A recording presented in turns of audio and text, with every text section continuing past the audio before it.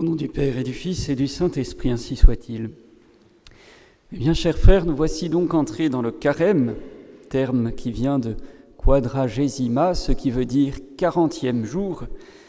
Il a été institué par l'Église afin que nous puissions suivre notre Seigneur durant ces 40 jours au désert, avant le début de sa vie publique. Le suivre en esprit, cela va de soi, mais aussi pour que nous puissions nous préparer à la fête de Pâques qui aura lieu dans 40 jours à partir du mercredi des Cendres. Le carême est donc une sorte de retraite spirituelle à domicile que l'Église impose à ses enfants pour les libérer de l'oppression du péché, mieux les faire participer aux fruits de la rédemption qui découle du saint sacrifice de la croix.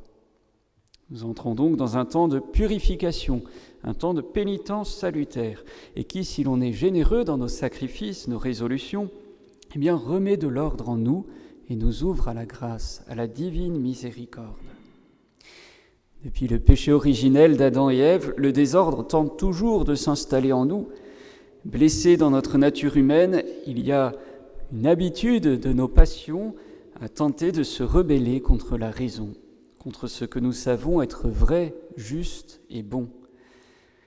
Il est bien utile, mes frères, d'examiner l'origine de notre corps pour qu'il soit rendu durant ce carême à nouveau bien docile à notre âme et par là à son Créateur. Ce corps que Dieu nous a donné ne doit pas être traité comme un ennemi mauvais, comme le firent les cathares ou les manichéens, ni avec hédonisme, laisser aller, comme le fait trop souvent notre siècle. Il est dit dans la Genèse que Dieu créa l'homme à son image. Dieu est esprit, intelligence. Eh bien, créés à son image, nous sommes aussi esprit et intelligence. Mais le bon Dieu, mes bien chers frères, est infiniment parfait. Nous sommes un esprit que d'une perfection bien limitée et bornée.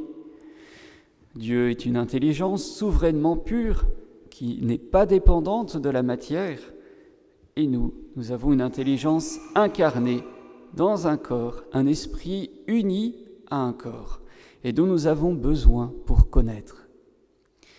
À la fois esprit et corps, nous sommes donc un peu à la frontière entre deux mondes, celui des intelligences et celui de la matière. Nous unissons en notre personne les deux, et nous ne faisons sous la main de Dieu qu'un seul être, une seule personne. C'est ce qui fait dire à saint Ambroise de Milan que nous sommes comme une sorte de total de l'univers, matière et esprit.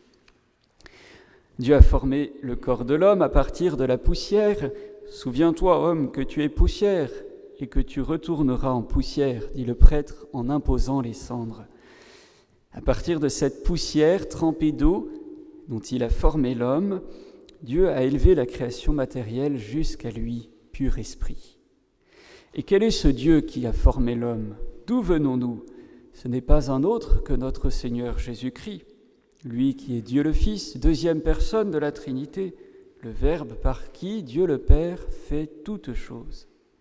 Ce Fils devait un jour prendre lui-même ce corps qu'il a formé dans le sein de la Vierge Marie, se faire homme comme nous. Les sages de tous les temps, de tous les pays, que ce soit des poètes, des philosophes, des scientifiques, les pères de l'Église, bien sûr, les apôtres, tous ont admiré les merveilles de la création, y compris de notre corps humain, œuvre de Dieu. Et cela n'est pas étonnant puisque Dieu y a mis comme un vestige, une trace de sa perfection, plus qu'en aucune autre créature matérielle. Un médecin païen de l'Antiquité, s'appelait Galien, écrivait en publiant un ouvrage médical « Non, ce n'est pas un livre que je viens de faire, c'est un hymne que je viens de chanter en l'honneur de la divinité. » Et regardons, mes frères, au premier aspect, on reconnaît que l'homme est comme un roi de la création. Pourquoi ? Parce que contrairement au chien, au chat, à la vache, à la souris, au scarabée, tous ces animaux, eux, marchent avec leur corps naturellement penché vers le bas, disent les pères de l'Église, comme pour rendre hommage à quelqu'un de supérieur. Seul l'être humain est fait pour se tenir droit, debout, dans la position du commandement. Notre forme corporelle nous rend très pénible de marcher à quatre pattes, c'est-à-dire sur nos pieds, nos mains, nous ne pourrions pas vivre comme les quadrupèdes. Nous n'irions pas loin comme cela. Il serait absolument impossible de faire le pèlerinage de Chartres dans cette position. Nous sommes donc faits pour nous déplacer debout. Le bon Dieu nous a donné une taille aussi en harmonie avec notre environnement qui nous entoure, que nous devons gouverner. Si nous étions aussi grands que la tour de Bretagne, eh bien nous nous enfoncerions dans la plupart des sols. Tout serait trop petit, trop bas. Rien ne suffirait à nous nourrir. Au contraire, si nous avions été minuscules, eh bien il aurait été impossible d'abattre les arbres, de faire nos récoltes. Nous nous perdrions dans la moindre herbe, dans les ruisseaux qui seraient pour nous comme la Loire. Les bêtes nous dévoreraient, les oiseaux de proie nous prendraient dans leurs serres. La taille que le bon Dieu nous a donc donnée, eh bien, est bonne. Elle n'a pas ses inconvénients. Elle est en harmonie avec l'environnement qu'il a fait sur mesure pour l'homme. Notre taille corporelle est même en harmonie avec elle-même. Les membres de notre corps sont très nombreux, chacun a sa place assignée. Les uns sont hauts, les autres bas, les uns sont forts, d'autres faibles, fragiles, les uns ont une fonction noble, d'autres une qui ne l'est pas. Et pourtant, il n'y a pas, dit saint Paul, de division entre ces membres. Il y a une sorte de charité mutuelle, si l'on peut dire, qui les unit entre eux. Saint Paul nous les donne, oui, comme image, modèle de charité. Un seul est en souffrance, tous les autres souffrent avec lui. Est-il soulagé? Tous les autres s'en réjouissent. C'est là une image très utile pour la vie en société. Les membres doivent être solidaires les uns des autres, tous doivent remplir leur fonction au service du tout. Si nombreux soient-ils, ils ne forment dans le corps humain qu'une seule personne. Saint Ambroise donne aussi ce corps comme une image de l'univers. Ce qu'est le ciel dans le monde, la tête l'est chez nous. C'est la partie la plus haute, la plus excellente.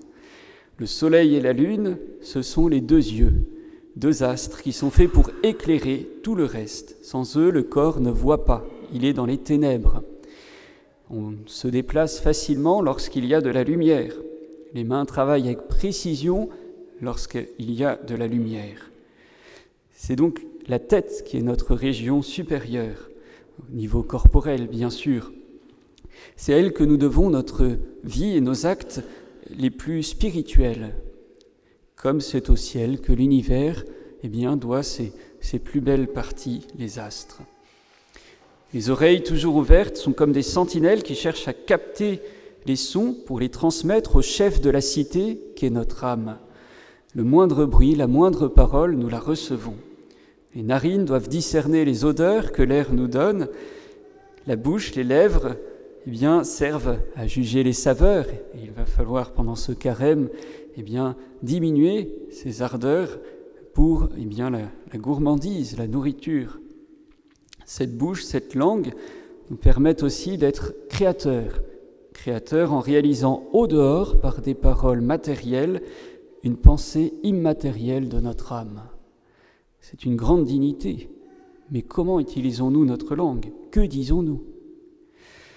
Ces organes de la tête, le bon Dieu les a disposés dans un ensemble qu'il a voulu harmonieux, que nous n'avons pas le droit de défigurer, que nous devons respecter comme reçus de Dieu. Et l'intérieur du corps humain n'est pas moins merveilleux, les sciences ne cessent de le découvrir davantage. Sur la Terre, il n'y a pas de choses aussi développées, n'arrivons qu'à l'imiter très imparfaitement. Nous ne connaissons pas, par exemple, tous les mystères qui entourent la vie, la mort, la séparation de l'âme et du corps. Et pourtant, par l'avortement, l'euthanasie, on veut légiférer sur ces réalités que l'on ne sait que provoquer, mais que l'on ne connaît pas vraiment. Seule la foi nous donne une explication plus profonde sur ces mystères. Et puis, combien de mystères s'opèrent en nous à chaque instant sans même que nous y pensions. Ce corps fonctionne même lorsque nous dormons. Ce cœur qui envoie le sang jusqu'aux extrémités du corps, ces connexions nerveuses innombrables qui relient toutes nos sensations au cerveau, qui reçoivent de lui leur impulsion. Tout cela, ce sont des merveilles de Dieu. Depuis le péché originel commis par nos premiers parents, Adam et Ève, notre corps a comme une intrusion étrangère la souffrance, la fatigue, la paresse, la maladie, la concupiscence et la mort. Ces choses-là sont venues par le péché, dit saint Paul. Cet instrument donc doit être soigné. Il ne doit pas devenir indocile, rebelle à l'âme et par là rebelle à Dieu. Seul l'esprit de sacrifice, joint à la prière, à la pénitence, peut rétablir l'ordre en nous. Et notre Seigneur nous y encourage. Il va au désert et il mène ce combat spirituel. Il nous montre que c'est possible par sa triple victoire sur le démon. C'est notre Seigneur qui, immolé sur la croix, comme Verbe divin, a réconcilié le ciel et la terre, Dieu et les hommes, le corps et l'âme. C'est lui qui, immolé sur nos autels à la messe, et pour nous tous les jours, eh bien, s'offre en victime d'un prix infini. Il veut honorer Dieu autant qu'il est digne, c'est-à-dire infiniment, pour satisfaire tous nos péchés aussi, commis et ceux commis dans le monde. Il s'offre toujours. Pour arracher nos âmes à l'enfer, à la perdition, il s'offre toujours. C'est ce corps humain pris dans le sein de la Vierge Marie que notre Seigneur offre sur la croix. Ce sont nos corps qui, par la Sainte Communion, deviennent comme des tabernacles vivants de ce corps du Christ. Et à son exemple, les apôtres ont sanctifié et consumé leur corps dans la prédication de l'Évangile. Les martyrs l'ont offert sous la hache, le fusil des persécuteurs. Le moine contemplatif l'a immolé dans la prière et le jeûne. Le religieux, la religieuse active dans les œuvres de piété, de charité. Le docteur théologien l'utilise pour les travaux de l'étude. Et les saints laïcs, que l'on trouve dans tous les états de vie, sont aussi appelés à user leur corps pour la gloire de Dieu, raisonnablement bien sûr. La mort n'effraie pas un chrétien. Ce corps, nous savons que nous nous en séparerons que pour le retrouver glorieux un jour. Il ne sera dans la tombe que pour un temps. Réformé, il participera à la béatitude de l'âme au ciel. Il ne faut donc pas craindre les ruses de Satan, mais bien chers frères, il ne faut pas redouter la tentation en ce carême. Si nous ne la recherchons pas, si nous ne nous y exposons pas témérairement par notre faute, alors celle-ci ne dépassera jamais nos forces et la grâce de Dieu nous en rendra vainqueurs. Remettons donc en ce carême la chair à sa juste place, et lorsque le tentateur demande à notre Seigneur de changer les pierres en pain, il répond en rappelant que l'homme ne vit pas seulement de pain, mais de toute parole qui sort de la bouche de Dieu. Eh bien, nourrissons notre âme de ces paroles qui sortent de la bouche de Dieu. Maîtrisons notre usage des biens de ce monde, qu'il ne nous maîtrise pas et n'empêche pas notre âme de vivre dans la grâce de Dieu. Gourmandise, impureté, tout ce qui est lié, achats inutiles, paresse, etc. Autant de choses qu'il faut combattre par de bonnes résolutions. La pénitence en réparation des débordements de la chair fait partie du carême.